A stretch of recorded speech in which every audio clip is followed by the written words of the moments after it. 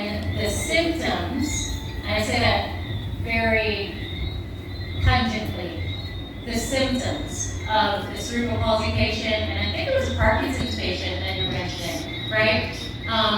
When those videos went viral, right? So they're having all these symptoms just to let everyone else know. Symptoms of Parkinson's, the man's like pretty much fidgeting and shaking and can't speak.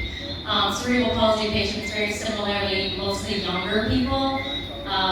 Their spines are curved and they have seizure-like, Tourette-like symptoms as well. And so in these videos, when they smoked cannabis, all of a sudden the symptoms went away almost immediately. You'll also see similar videos where people rub like a hash oil or a cannabis oil, not specifically CBD probably, but they'll rub it and then almost immediately these symptoms go away. Does this mean that this person is being healed of their disease? It does not.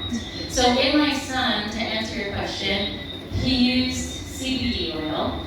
I do believe if I use a different cannabinoid that came from cannabis, or even possibly another molecule that came from another plant, that we quite possibly could have seen the same healing situation that happened with him.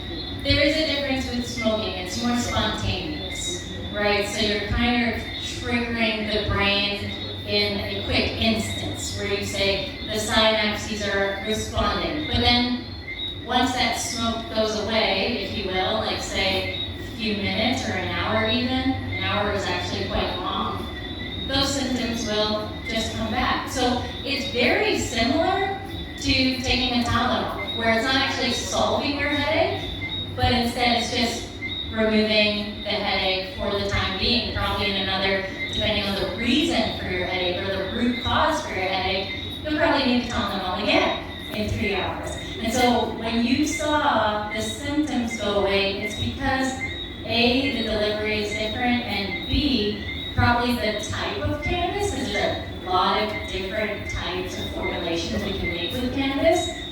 Those were probably different. Now with my son, the focus is what's called neuroplasticity. And my husband's kind of tired of this word. It's my favorite word. It's like the first, I did neuroscience at Georgetown. It's the first word I used that made me fascinated about the brain. Neuroplasticity is the brain's ability to rewire. It is the brain's ability to adapt to changes. In my son's case, it's the ability for his brain to compensate for the area that's lost, right? And so what I was doing with his medicine was trying to trigger neuroplasticity, which is longevity and healing. It's not removing the symptoms, it's removing the root cause, which is the inability of the cells. The cells want to talk to each other. I talk about cells like people, and they are living. But cells want to talk to each other. When we have neurodegenerative diseases like Parkinson's and dementia or autism or even anxiety and depression, it's because those cells, almost think of it like an electric shortage, they're not able to communicate.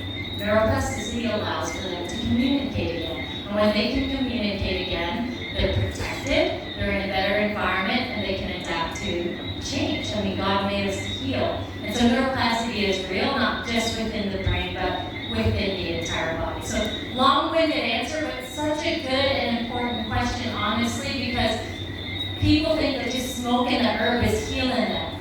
And quite often, you're actually killing brain cells. I mean, that's a known fact. When you smoke certain types of herbs, when you smoke really high potent THC, and especially when you smoke it done in an improper manner, where it's laced or, because you want it more potent or more fun or whatever. So recreational is very different than medicinal, right? There's a very big difference. And so when you smoke herb, sure, your headache can go away. Sure, you can think more clearly, but that's just temporary relief, if you will. So when we start talking about medicine and replacing medications that are out there for